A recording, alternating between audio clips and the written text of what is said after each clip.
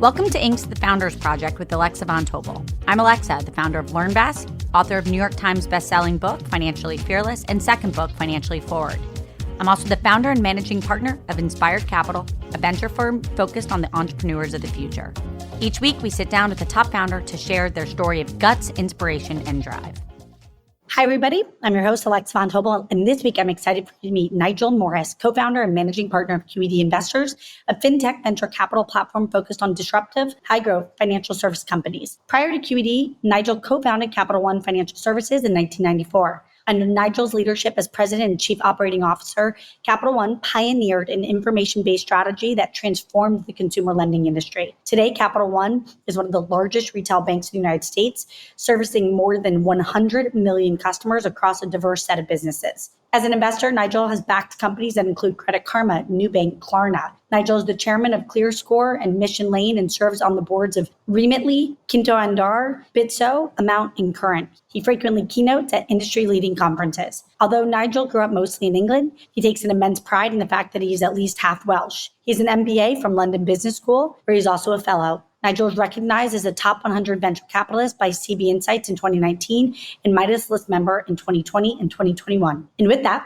let's welcome Nigel. Let's go back to the beginning. You've had so many chapters in your career, but I'd love to start with Capital One, which is obviously an iconic brand. Can you go back to the early days of 1994? What was the aha moment and what gave you the guts to start it? The first eureka moment was when we took the ideas that we had and we started to see them in living practice working at Signet Bank in real time. And that would have been in the 89, 90. And then there was a series of innovations that occurred: balance transfer, risk-based pricing, teaser rates, the opening up of the underserved population.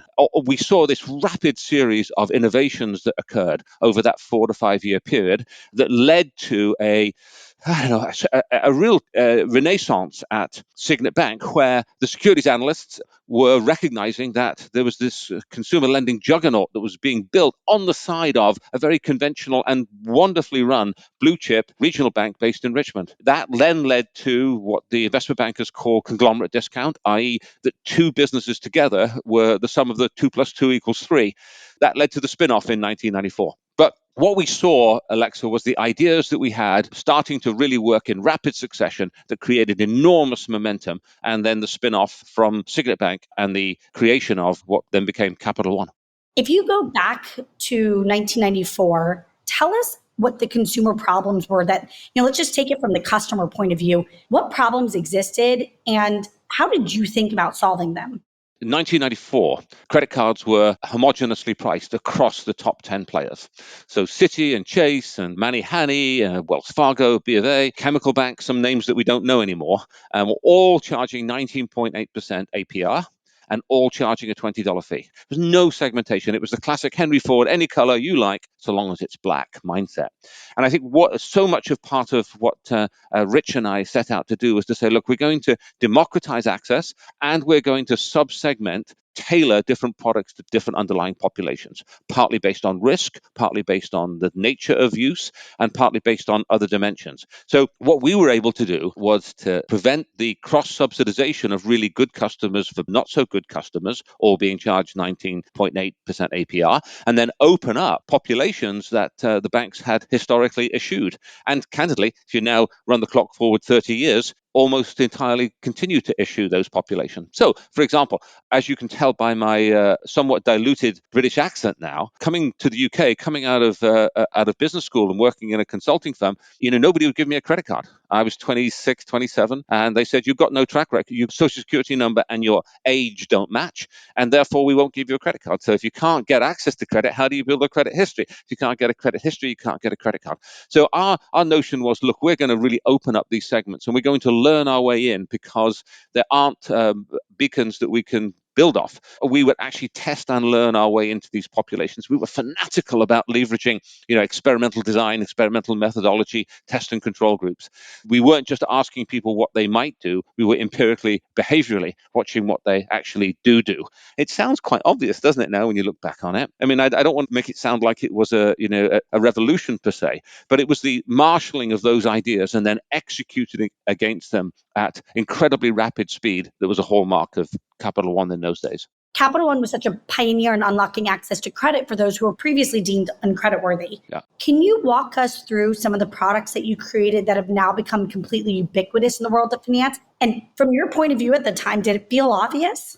Look, we had seen that if you've got two people who are looking for car insurance, one of them is 27 and has had 6 DUIs and drives around in a red Ferrari, and the other one is 57 and is driving around in a Subaru hatchback and has a clean track record. We all understand that they will have very different costs of auto insurance. Same for life, same for other forms, house insurance, residential insurance. But here we have a credit card business where everybody gets charged the same price. So that meant that there were large populations that were subsidizing lower risk people, and there were large populations that you just could not be able to deliver a product to for that pricing. It was, in a sense, obvious to apply an analog heuristic from insurance into banking. And the parallels, by the way, they continue to be remarkable between insurance and banking. And each industry can learn extensively from each other. But understanding annuity economics and underlying risk was at the core of what Capital One set out to do. So what were those products? Well, we pioneered and grew the secured card business. It's certainly back in 1994, if we go back there, if you wanted to check into a hotel or you wanted to rent a car, try doing that with $20 bills. Really hard. Debit cards had not manifested themselves in the way that they have now. Wild.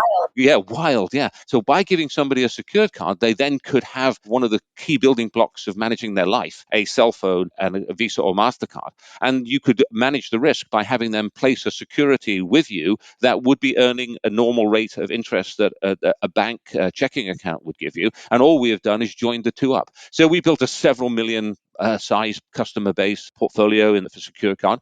And then we offered different pricing structures to customers who didn't have any credit or who had blemishes on their credit report, and then would aggressively look to matriculate them into a prime segment. And that's really crucial. And this notion of laddering people, educating people in terms of how credit works and their behaviors, and then helping them improve their credit score so that they could get more access and be more in control.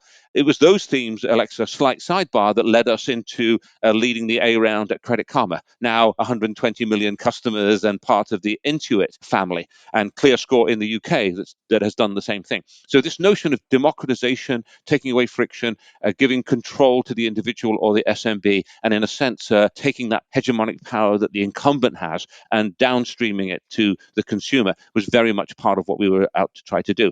Just one thing, the What's in Your Wallet campaign was absolutely that. Don't be lazy, don't be lackadaisical, don't take the product you have that's in your wallet for granted that it's a good one for you. Have a look at it and then take a look and see if you should switch to a Capital One. How did you think about competing with the incumbents? At the time, the incumbents were definitely Goliath. Why was data so key? Where did you come up with that idea? And how did it actually work in practice? Again, it's the insurance parallel was very key.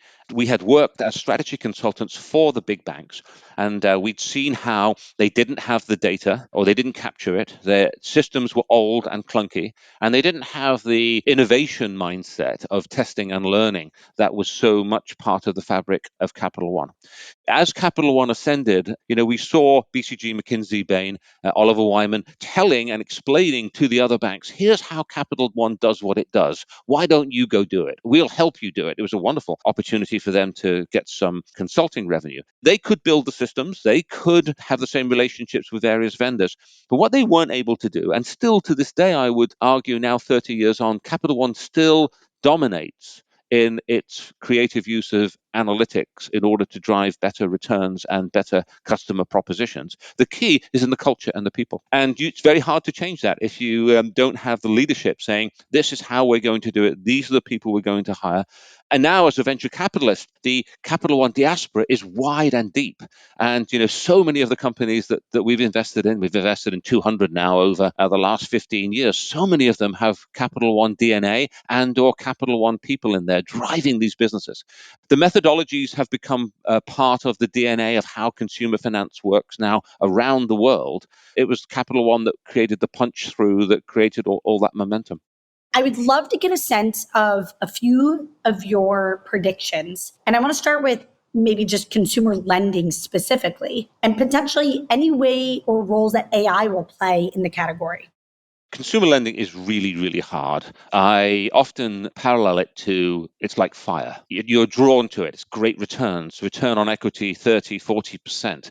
The traditional banks make huge amounts of money out of consumer lending. You're drawn to it because it's warm, because it gives you light. You want to sit around it. But if you take your eye off it just for a second, Alexa, it burns your house down, because you build a portfolio that will be a hanging liability for years to come if you make the wrong credit decision.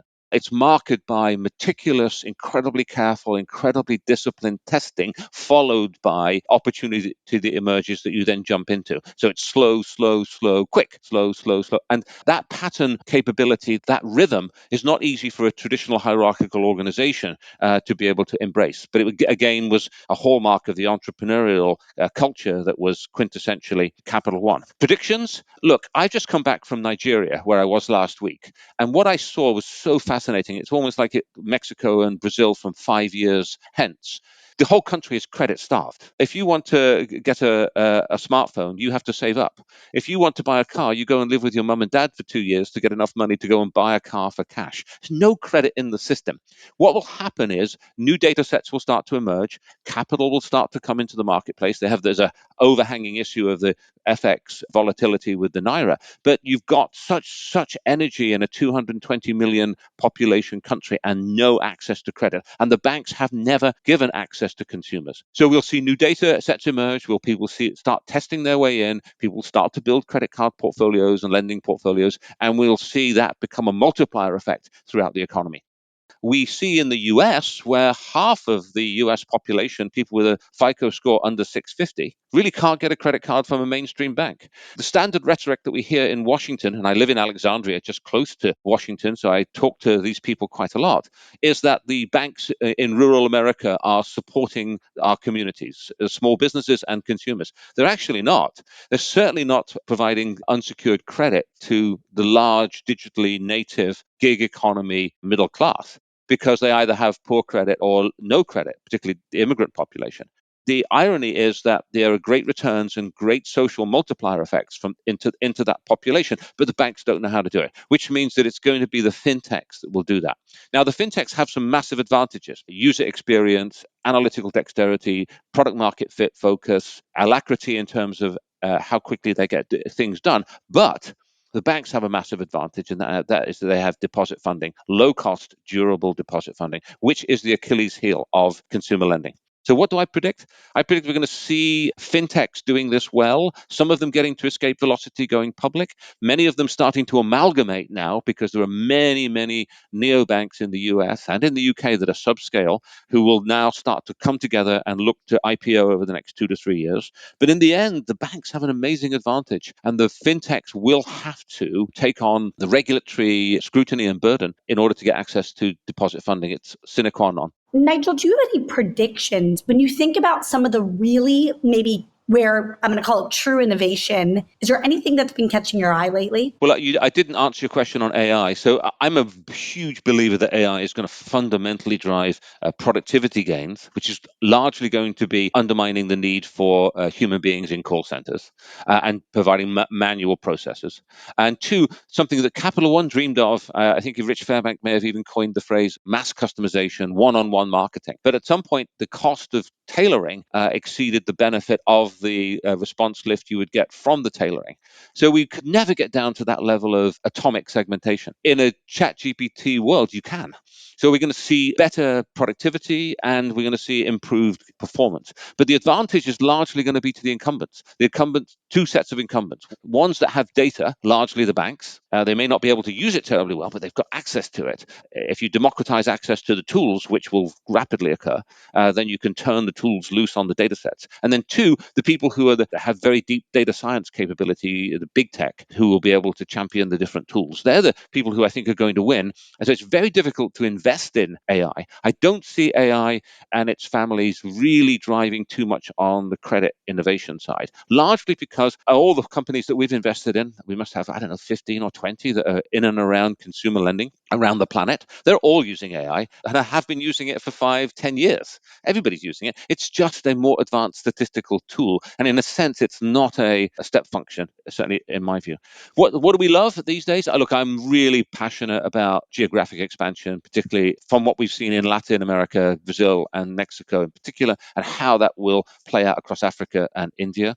I think that in so many ways, Nubank was Capital 2, and it was lovely to be part of that journey. And then I think in India, we can see Capital 3s emerging. We have OneCard and Jupiter. Both have a fighting chance of building something of massive scale, leveraging off the same kinds of Maslowian tool sets that Capital One developed. So that's exciting. I think we're very interested in trade finance and how people are moving money and goods across border, and how when you digitalize the logistics process, which is often clunky and paper-based, not only does efficiency improve, and effectiveness get better, but there's these wonderful windows of embedded finance where you can offer insurance and payments and lending.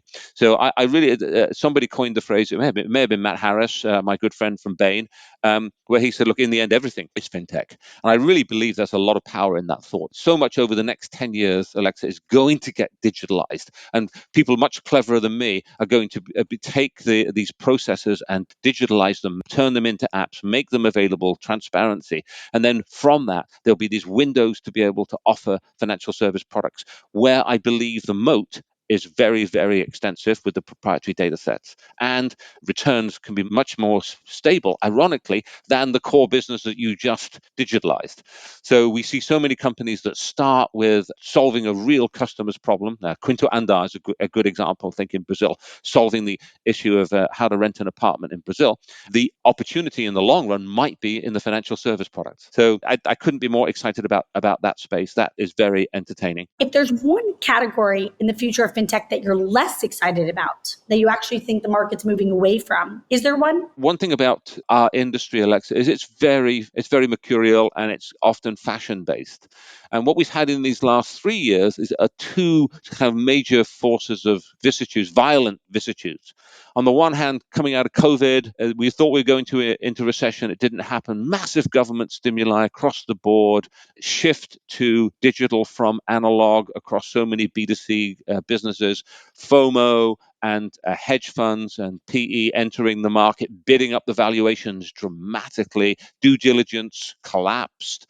Founders thinking that they had $1 billion company when it was only worth really 100 million. QEDs of this world just be dizzy with the pace of what was happening. And then just as quickly as everything went up, Putin invades, supply chain disruption, inflation scare, rates go up 500 basis points in 19 months, and valuations collapse. I mean, that volatility has just been unparalleled. But while that was going on, we saw this ascension of crypto as being existentially something that could massively disrupt our industry. Hasn't happened. And there's some evidence that it may well not happen, that some of these things take time. So I'm a Luddite when it comes to crypto. I'm saying, show me what problem this solves. Don't tell me about how great the tools are, how great the technology is. Who's going to really benefit from this? And we'll be right back after a message from our sponsors. As you look in the rearview mirror, I always like to ask, was there something in your childhood that you attribute to having an outsized impact to your ability to take on this role of being comfortable with risk? I grew up in a sort of business impoverished environment. There was very few books in the house. My dad was a career soldier. My mum was a foreign speaking, Welsh speaking, lovely lady. I didn't grow up with any entrepreneurial background whatsoever. I didn't know any entrepreneurs. People often say, oh gosh, I was the first person to go to college from my generation. I didn't know anybody that had ever gone to college. I didn't know what it was. I've sort of stumbled into one good situation from the next. I'm incredibly blessed. What I have inside me, and it's almost like a demon sometimes, I have this insatiable curiosity, an infective passion to figure out how things work. I'm intensely loyal and I intensely care about the people with me. I'm so blessed that I have my partner, Frank Rotman, who we worked together for 30. He told me that we've been together for 30 years, it's almost a generation working together with Capital One and now QED, and Bill Salufo and Mike Packer, and just so many super people at QED. And to be surrounded by people that you trust and care about deeply, doing really the best work you can do, and working with entrepreneurs who are half your age and twice as smart, literally. And to be part of that, and just, I feel like I'm a vampire sometimes, Alexa, of other people's energy. I couldn't wish to do anything different or better.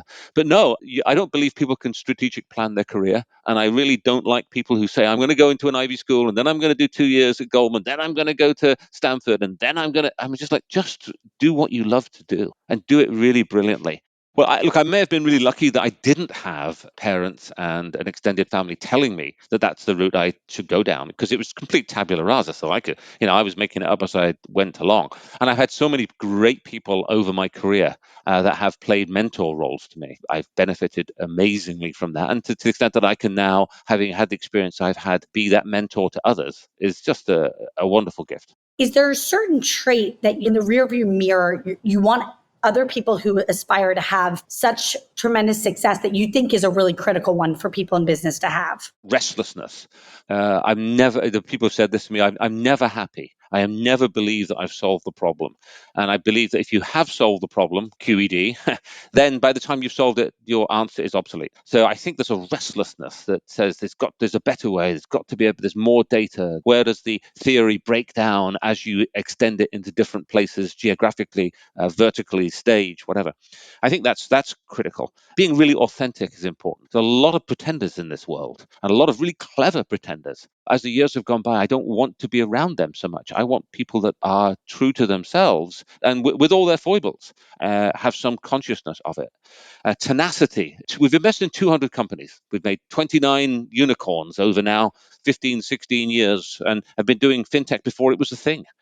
But 2 or 3 of them hit their numbers that they projected when they came in and pitched. The statistical odds of this company delivering these hockey stick numbers is tiny. When I look to young entrepreneurs, I look for people who can dust themselves off when it doesn't work and have a plan B. People who think linearly, I think, have a greater chance of failing. You want people to think in decision trees, who start with a theory of the case and how they're going to solve a real pinch point problem, friction, disaster in somebody's life. And then are looking to test their way to get the product market fit. And then, really crucially, they have the sense of sensitivity and the awareness to realize that scaling a company is really hard. And there are so many things that can go wrong and will go wrong. So I'm listening when we're having these conversations. I'm listening for people that are listening. If you think you know how to do it, and you can do it yourself, go take money from somewhere else, because what I want QED to do, and the marvelous team that we've built, I want them to bend the arc of probability of you being successful throughout the life of your company. And I've seen so many mistakes made. I've made so many mistakes. And if I can point out what that monster is around the corner that you don't even know exists before you see it, you can be forewarned is forearmed, and you can navigate it. You're looking for nonlinear thinkers. You said you like people who think in decision tree. I always say I'm looking for creative strategic thinkers. Can we unpack that for a second? What does that mean to you? Most entrepreneurs, nearly all of them, the day when you meet them is the biggest company they've ever run. So they are making it up as they go along too. And they have to put on this patina of actually knowing what they're talking about in order to get access to capital. So they pretend that they know what's going to happen. Of course they don't.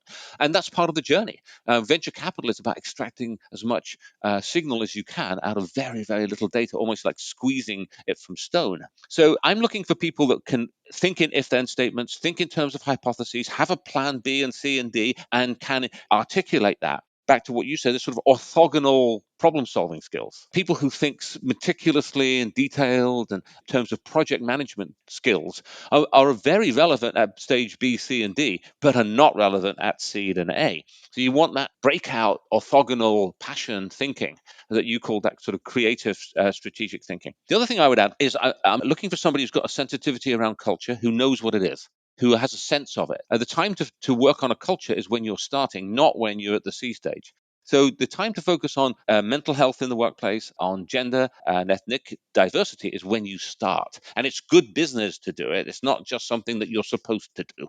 That's something I often preach. The other thing is I'm looking for often dyadic relationships in the team. I really want to have somebody who's deeply technical, who can turn the idea into action and do it, ship code fast and accurately and drive product market fit. And then I want a visionary. I want somebody who's got the passion and energy. And I learned over the years, Alexa, people don't follow you because you're smart. I mean, if you really don't have anything to say, it's hard, but they follow you because they want to believe in something bigger than themselves. And you've got to be able to infect people with a passion and an energy and a belief. People who want to change the world in some palpable, meaningful way, who want to write their legacy. I'm looking for people who can get people to join at less money and more hours from other places, have people want to join them on the journey. Nigel, my last question before we move to the quick fire round is there something that you hold as sacred? It's the Hippocratic Oath. I think that fintech and the behavioral economics, deep data knowledge, and test and learn can uncover pockets where you can take advantage of people. You can leverage that. Lending is a perfect example. Nearly everybody that you lend money to believes they're going to pay you back. The payday lending built a whole odious franchise based on that. I believe fintech can be a force for massive social good. It's a massive multiplier effect. It levels the playing field, empowers consumers and small businesses. Credit Karma is a perfect example. It democratized access to Experian data. Your data is in those bureaus, and you did not have access to it in any way that you could digest. If you ever look at a credit bureau, I've looked at my own. I mean, it's gobbledygook. One of the goals I have is that I'd love, before my time comes to an end, is that I want QED to have touched the lives of 1 billion people around the globe. So we have Nubank, 80 million, Credit Karma, 120 million. We have Klarna, 70 million. I can't remember the latest numbers. And then we have ClearScore at 20 million. And we start to add it up. And I think we can get a little over 300 million. So I'm a third of the way to my goal. But it's going to be India and Indonesia and Nigeria and these emerging markets where we're able to put transparent, fair, low friction, brilliant product market fit, galvanizing it, helping people's lives, creating multiplier effect businesses and products into those geographies. And that's what I want to be. I want to be able to say 1 billion people benefited in some small way from what we did. Okay, Nigel, I'm going to ask you a few quick questions. I want the first thing that comes to your mind. What is a book of any kind that's had an impact on your life that you would pay it forward to others? A woman called Margaret Wheatley, and it was called Leadership, the New Science. She said, look, Henry Ford and hierarchical organization structure, militaristic structures work where businesses are very predictable. But if you go to an Einsteinian world of nonlinearity, you need a different organizational structure, and hierarchical structures break down. So I really think the future of organization is in that Einsteinian world, and it requires a different type of mindset and a different type of approach than the old sort of Henry Ford or militaristic hierarchy. Is there an interview question that you like to ask people because it gives you a sense of something deeper? Why do you do this? Why do you put your body through this? And I think there's something deep in the psychology of entrepreneurship that people seek that unstructured environment, seek that open field running, are willing to bet on their own curiosity and native capability. And I want to know what drives them. Why? I want to do it because I want to make lots of money. That's a fair reason. I don't think it's particularly compelling. I still think here at my ripe old age, I'm still trying to prove something. And I think that most of our entrepreneurs who have the tenacity to get through the ups and downs are trying to prove something deep in themselves. Most of the people who are giving money to entrepreneurs didn't build things and didn't get them to scale and don't have the scars on their back that I have. And by being able to relate to that, I think that they can, one, appreciate a mentoring relationship, which I find incredibly valuable, but also they can open up on that. Nigel, last two questions. If you have to think about one quote or a mantra or something that keeps even you going during the hard moments, what is it? Truth will out. In the end, If you have a great business and you're solving a real customer's problems and you've got great unit economics and you're a competent management team, you can get through anything. It's never as bad as it looks at the worst of times, and it's never as good as it looks at the best of times.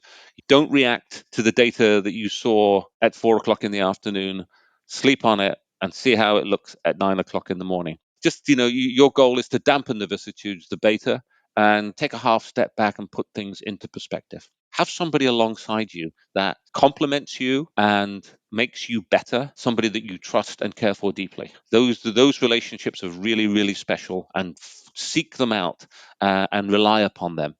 What is the biggest pinch me moment? We had 5 companies go public in 2021. Nubank, Remitly, SoFi, I think that may have been 2020, Avid Exchange, Flywire. I think the pinch me moment is watching the CEO stand up there, ring the bell, going public, and seeing the enthusiasm and energy of the team that he or she had built, and saying to myself, you know what, I was a small part of that, and look what can be created. Look at the multiplier effects if you can get a combination of advice and capital and earnestness and hard work, tenacity, and you can enter the equation with those things. Nigel, this has been such an incredible pleasure.